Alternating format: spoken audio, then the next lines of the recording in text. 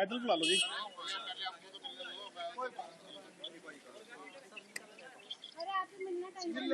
आप ही मिलना, आपके विजुअल करेंगे।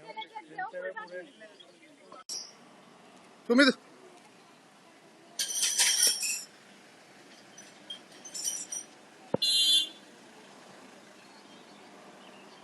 भैया, भाई साहब, भाई जी, ओ भाई साहब, हेलो, साइड हो जाओ यार। आप तो साइड हो जाइए थोड़ी जी।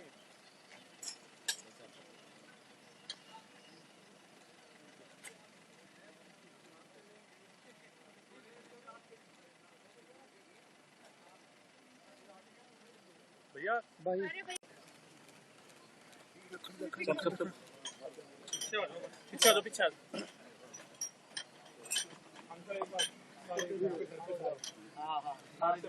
थोड़ा सब है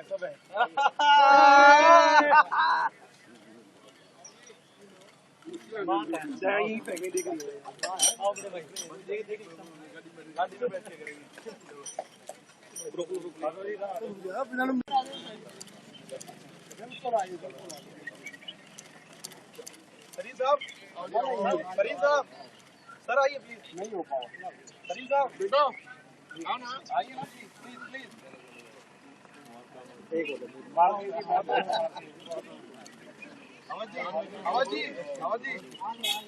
जी आइए आपकी भी।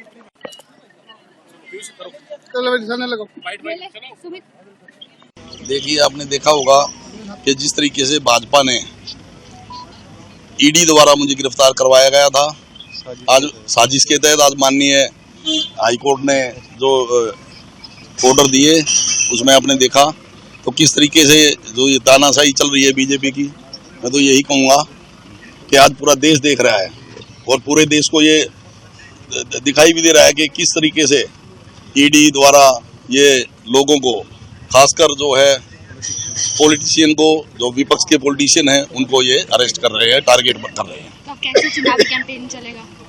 देखिए, चुनाव जो है सोनीपत से प्रत्याशी हूँ कांग्रेस पार्टी का, और सोनीपत की जनता जो है, देवतुल्य जो जनता है, वो लगातार जो है चुनाव लड़ रही थी और से भी कोई ये इंतजार था कि भाई कब मैं बाहर आऊँ।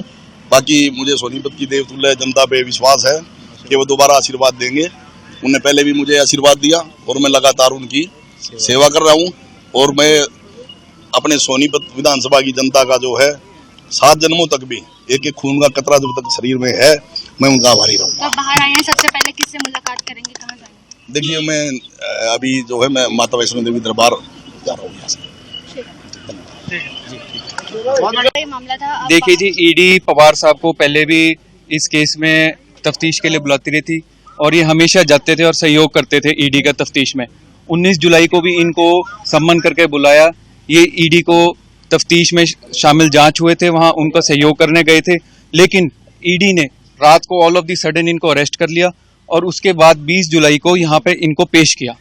और हमने पहले दिन पेश करते ही कोर्ट में अपनी मांग उठाई थी कि भी इनका जो अरेस्ट है वो टोटली इलीगल है, इनका अरेस्ट सस्टेन नहीं करता, क्योंकि उससे पहले जो 9 FIR दर्ज हुई थी उसमें भी इनका कहीं बाय नेम कहीं भी उनका नाम नहीं था। तो जब उनका FIR में नाम नहीं है तो ईडी केस इनके खिलाफ नहीं बन सकता। ये टोटली पॉलिटिकल एक वेंडेटा था इनके खिलाफ और इसलिए इनको अरेस्ट किया था। और माननीय अदालत ने इनको 9 दिन का रिमांड दिया था, फिर उसके बाद 29 के बाद 3 दिन का रिमांड दिया था। इन सारी चीजों को हमने हाई कोर्ट में चैलेंज किया एंड हाई कोर्ट ने उन सारी चीजों को संज्ञान लेते हुए वो सारे ऑर्डर्स और इनका arrest totally unlawful arrest declare कर दिया है और अब जो रिमांड ऑर्डर्स थे वो भी क्वेश्चन कर दिए हैं सर।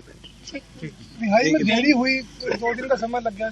नहीं, वो कोई वो टेक्निकल इश्यूज होते हैं, उसमें कोई वो नहीं है। कई बार ऑर्डर में करेक्शंस वगैरह होती है तो उसकी में कोई ऐसी वो नहीं है। अच्छा, एक सेकंड वो सेल्फ एडवोकेट मुकेश पन्नालाल और I am also the council of Shri Surendra Pawar. और हम लोग ने हाई कोर्ट में जो है ऑनरेबल चीमा साहब जो है इसमें हमारे सीनियर थे और डॉक्टर शमसुद्दीन थे, उनके जो है टीम में हम लोग काम कर रहे थे। तो रिहाई हुई है क्या? बेसिकली इसको कहेंगे कि जो ऑनरेबल हाई कोर्ट ने जो इसको सेट असाइड कर दिया है और ये बोला गया है कि जो इनके ग्राउंड्स ऑफ जो अरेस्ट थे वो टोटली इलीगल थे। इनके ऊपर किसी भी प्रकार का कोई केस साबित नहीं हो पाया। जिस कंपनी का ये हवाला दे रहे थे वहाँ ये 2013 में रिजाइन कर चुके थे। तो ऑनरेबल कोर्ट ने ये माना है कि इनको गलत तरीके से रखा हुआ था। तो ये जो सेक्शन था हम 226 में गए थे और जो है 482 क्वैश में गए थे। तो दोनों ही चीज़ों को ऑनरेबल हाई कोर्ट ने माना और ईडी को जो है इसमें फटकार लगाई कि वही जो इनको गलत तरीके से रखा। इनका जो ये 65 दिन का जो टाइम था इनका इलीगल पूरा का पूरा जो है, इससे आप पता देख सकते हैं कि किस तरीके से इनको पॉलिटिकली मोटिवेटेड होकर इनको जो है दबाया गया। क्योंकि he is a seating MLA और ये लाखों दिलों की धड़कन है, काफी स्ट्रॉन्ग कैंडिडेट है, पहले भी बहुत भारी मतों से जीते हैं और अब उससे भी ज्यादा जीतने वाले थे। तो इन लोगों को इन्होंने जो है गलत तरीके से पकड़ा। क्योंकि ये जो रेड थी इट वाज कंडक्टेड इन दी जनवरी, बिना बेसलेस थी। 7 महीने तक इन्होंने कुछ नहीं किया, हर तारीख पे ये गए। ऑनरेबल कोर्ट ने भी ये माना कि जब ये पूरी चीज सहयोग कर रहे थे उसके बाद ऑल ऑफ सडन इलेक्शन से पहले इनको कैसे अरेस्ट कर दिया। तो that is the political background और इसी रीजन से इनको उसके जो है जेल में डाला गया।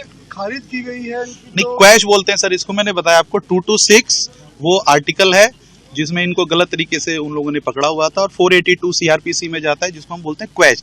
तो ये पूरा खारिज कर दिया है और ये बहुत बड़ी जीत है क्योंकि इनकी ईमानदारी की जीत है, क्योंकि इनका प्रूव ही नहीं हो पा रहा था।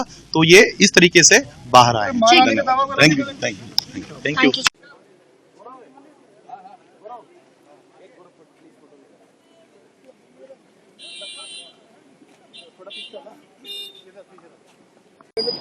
सर ऐसा है, इसमें 19 जुलाई को इनको इन्वेस्टिगेशन ज्वाइन करने के लिए ईडी ने सम्मन किया था और ये ईडी ऑफिस गए भी थे।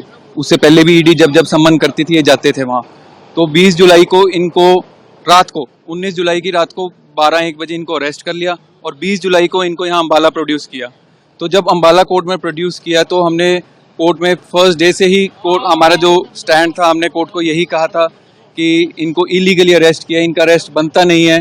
जो प्रोसीजर्स फॉलो करने चाहिए ड्यूली एज पर लॉ वो फॉलो नहीं हुए थे। और मोर ओवर उसके बाद जो अम्बाला की सेशंस कोर्ट थी उन्होंने इनको 9 दिन का रिमांड दे दिया था। उसके बाद इन्होंने फर्दर रिमांड मांगा, 3 दिन का रिमांड और दिया गया। तो इन सब चीज़ों को हमने हाई कोर्ट में चैलेंज किया एंड हाई कोर्ट ने अभी 23 तारीख को अपना जो ऑर्डर्स थे ऑनरेबल कोर्ट के वो भी क्वैश कर दिए हैं। मोर ओवर जो इनका जो अरेस्ट था that has been declared totally unlawful. जी सर, एंड कोर्ट ने उसमें ऑर्डर किया कि that Surendra Pawar shall be release forthwith. उनको आगे के लिए अभी जो कंप्लेंट है वो अभी कोर्ट में पेंडिंग थी, आज उसकी नेक्स्ट डेट ऑफ हियरिंग 7 अक्टूबर लगी है। नहीं अभी कोई वो ऐसा नहीं है, अभी कोई अभी ऐसी कोई वो चीज़ नहीं है। अभी तो जो मेन केस है उसमें देखते हैं कि अभी प्रोसीजर चलता है और अभी कोर्ट क्या ऑर्डर्स करती है फर्दर।